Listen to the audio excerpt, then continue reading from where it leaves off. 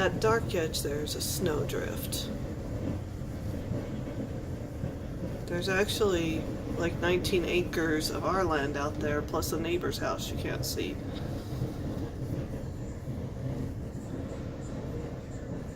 So there, you can kind of see the snowdrift.